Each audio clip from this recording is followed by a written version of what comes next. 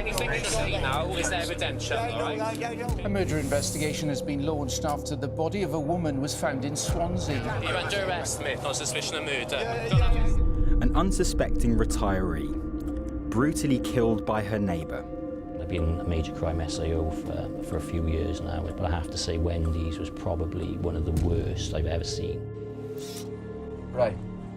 Yeah. These videos show Brian Whitelock in the days before the murder. But this wasn't the first time he'd killed. It could have been prevented if they had listened. If he hadn't been let out, he wouldn't have been able to kill again. Whoa, whoa. So, could Brian Whitelock have been stopped?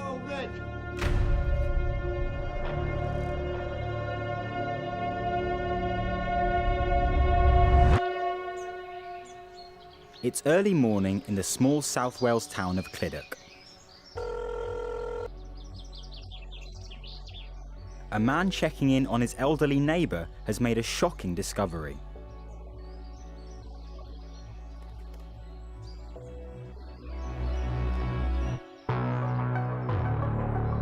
Some of his call is caught on CCTV. So has he got any blood on him? What's happened? Covered in it. He is covered in blood. Wendy Buckney, seen here the day before, is 71 and lives alone in her ground floor flat. She's well known in the community as the founder of a popular local riding school, and she's known for her acts of charity. The man making the 999 call is outside Wendy's flat. Brian Whitelock, who did odd jobs for her, has just walked out of her front door. Brian is described as just wearing his boxer shorts. Those boxer shorts are inside out. He is covered in what appears to be blood, and Brian pretty much confesses to killing Wendy. When police arrive, he keeps talking. It's all, oh my God, why have I killed her? He uses the words torture, and that he tortured her and she was begging him to stop. He's asked by the witnesses at the scene, what have you done to Wendy, what have you used? And he basically says he's used everything, which transpires to be an accurate description. Oh my God.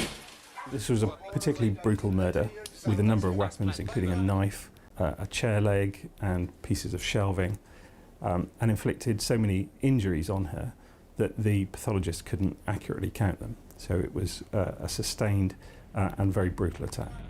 After Brian Whitelock's arrest, police quickly make another discovery. The 55-year-old has killed twice before. A man has appeared before magistrates in Swansea charged with murdering two men, one of them his own brother.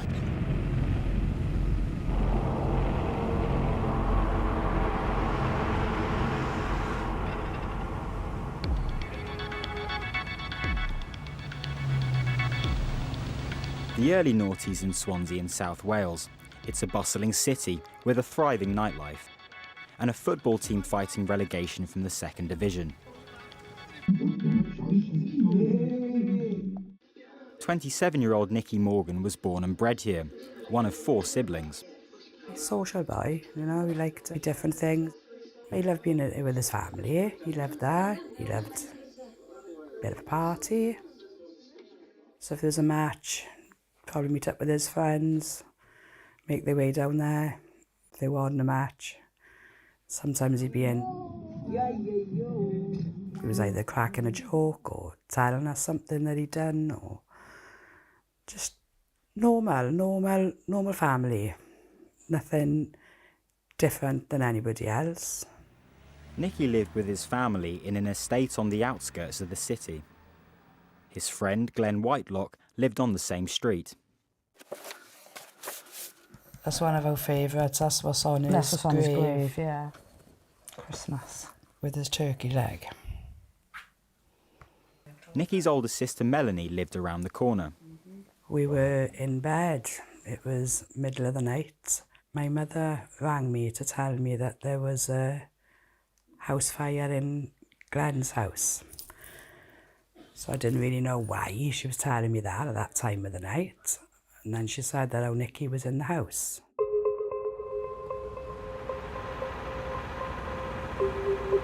Nicky and Glenn both lost their lives. It took days for Nicky's body to be formally identified. But the fire was not accidental. Glenn's brother, Brian Whitelock, had also been in the house. He was quickly arrested. 33-year-old Brian Whitelock is accused of killing his 35-year-old brother Glenn and another man, 27-year-old Nicholas Morgan, in the blaze in the Blaenau Mice area of Swansea last week. In court, it emerged that Brian had violently attacked Nicky in a drunken rage. He had then set the house on fire to cover his tracks. His own brother was sleeping upstairs. He was convicted of murder and manslaughter and sentenced to life with a minimum term of 18 years in prison. At the sentencing, the relief for Nicky's family was clear. They should bring back capital punishment for people like that. We will never recover from the cold, careless and horrific injuries that Whitelock inflicted upon Nicky.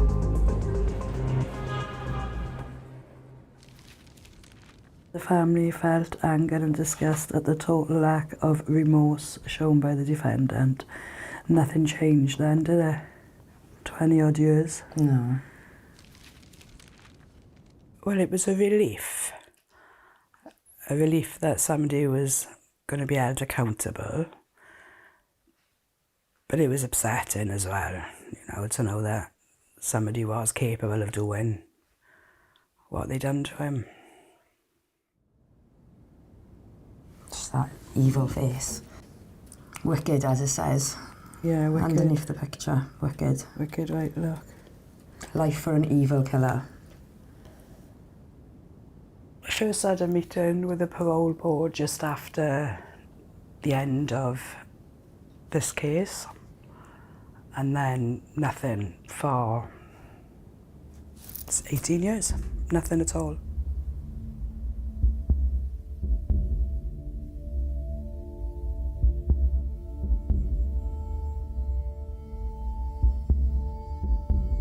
Brian Whitelock went to live in the small former industrial town of Clydach. He was under strict conditions, including that he wasn't allowed to travel to certain parts of Swansea. But word quickly got out to the family. Brian was spotted in places he wasn't supposed to be. You'd have instant messages where somebody would tell us he'd been seen. You'd ring probation. They would tell us to ring the police. We'd ring the police, and the police would just say then to report it to probation. And we assumed that then he'd be, taken back into prison, but it never came to that. You just lived in panic, really. Are you going to bump into him?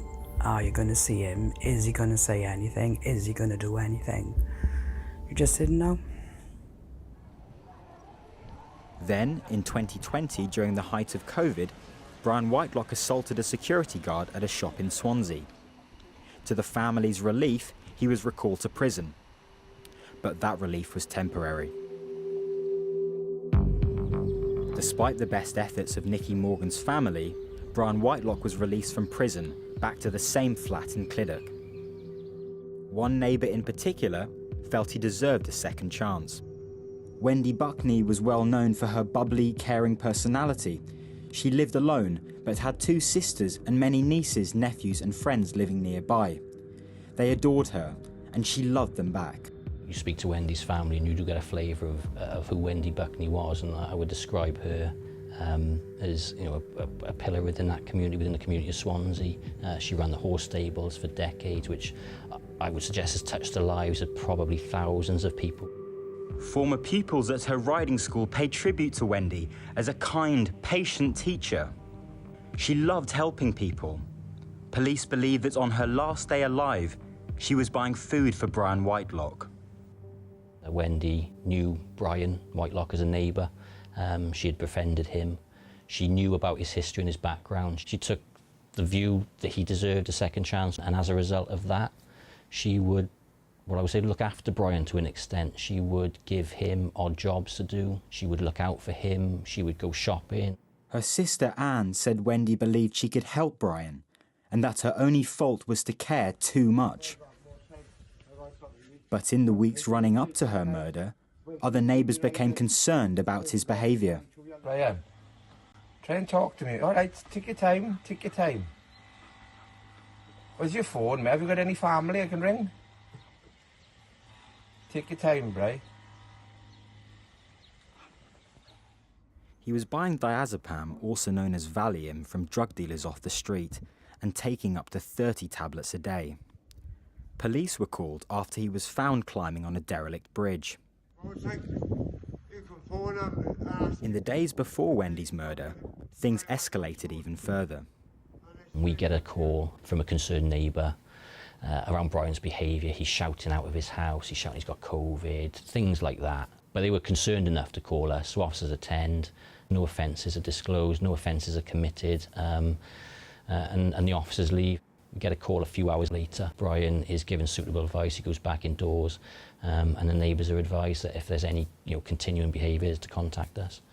The next incident we're involved with then is the discovery of Wendy's body.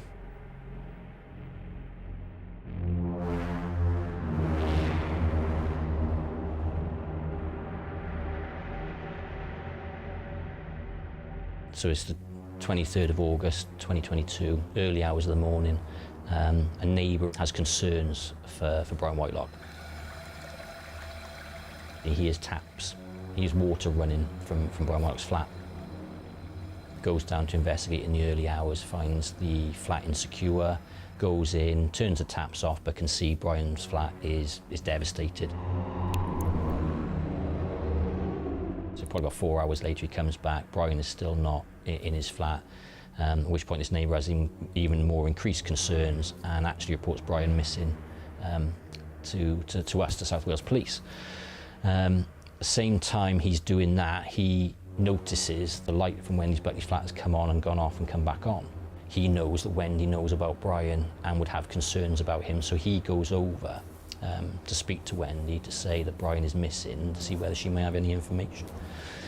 As he gets to Wendy's flat door, he hears a person inside, and then that person comes out, and that person is Brian Whitelock.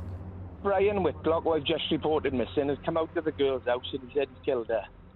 When police arrived, they entered Wendy's flat and found a scene of devastation.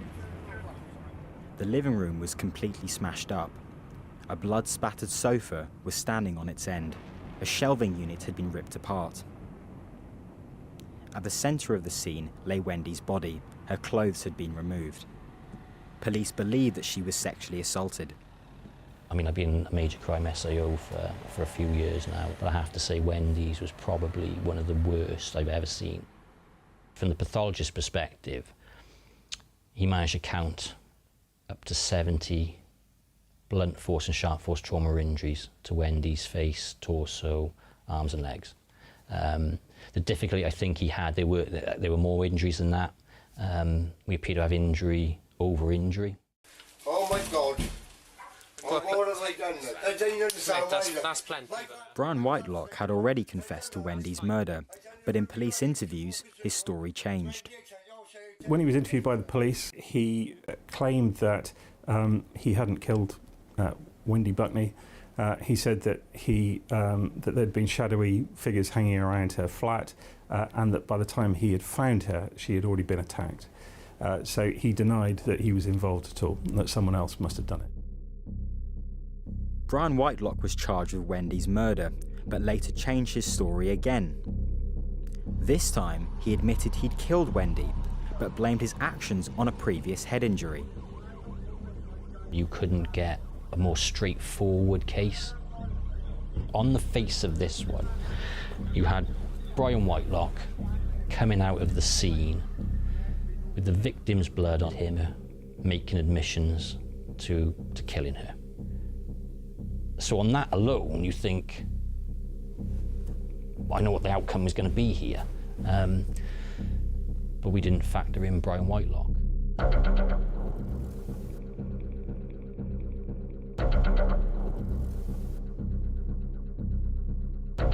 It took 27 months for the case to get to trial.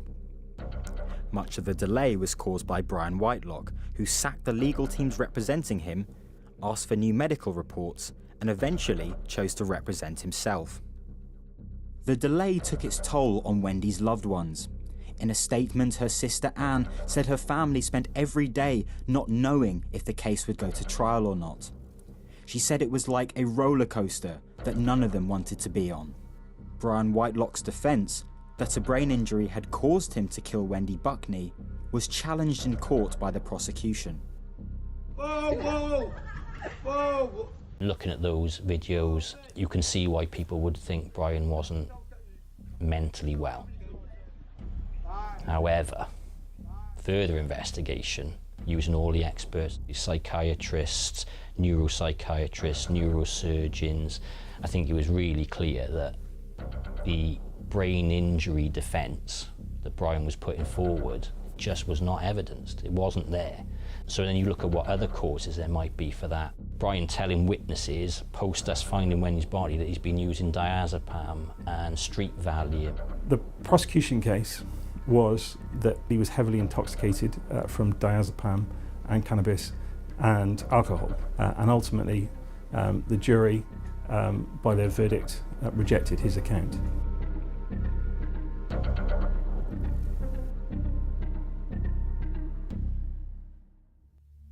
It took just 6 minutes for the jury to reach their verdict. When the foreman stood up to say guilty, he looked directly at Brian Whitelock. Wendy's sister Anne was in court. In a statement, she said her other sister, Rosemary, was so affected by the murder she could no longer leave the house. While the verdict brought some measure of justice, they said they would never be able to move on.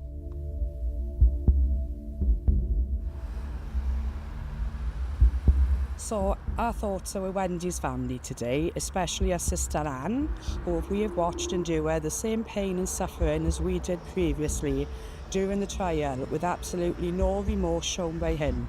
My last words to the parole board were that I can categorically guarantee he will do it again. And here we are. It took him less than a year.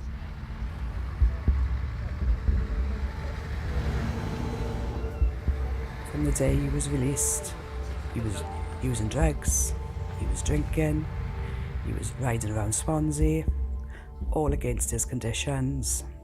So if you're not going to respect that part of your conditions, what else is it going to lead to? And it could have been prevented if they had listened or made him do the sentence what he had as in life. If he hadn't been let out, he wouldn't have been able to kill again.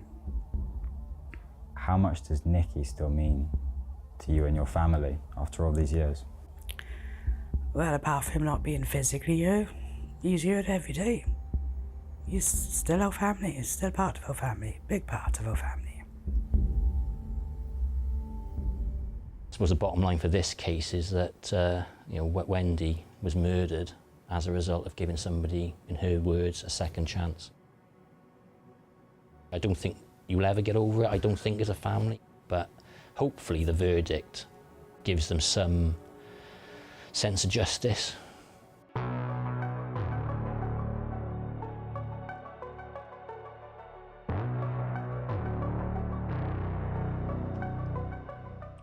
Brian Whitelock. For the murder of Wendy Buckney, I sentence you to imprisonment for life. This is a case of the most extreme gravity. I have no doubt that the seriousness of this murder is so exceptionally high that just punishment requires you to be kept in prison for the rest of your life, and you will never be considered for parole. Before I leave this case, I want to express my condolences to Wendy Buckney's family, many of whom are here in court today. You conducted yourself throughout the trial with great dignity, but your grief is palpable. I hope that with the passage of time, you will be able to think more and more of Wendy Buckney as she was in her life of 71 years, so that her last hours do not blot out all that was happy and good about that life and about her. I hope that eventually you will be left with all those memories you and she would want to have. Multiple reviews will now be held into whether the authorities, including the probation service and the parole board, could have done more to protect the public from Brian Whitelock. The probation service said its thoughts were with Wendy's family and friends, and that it would share the findings of its own review with them. The parole board said every serious further offence is a tragedy. It said it has already looked at its role and is committed to learning lessons.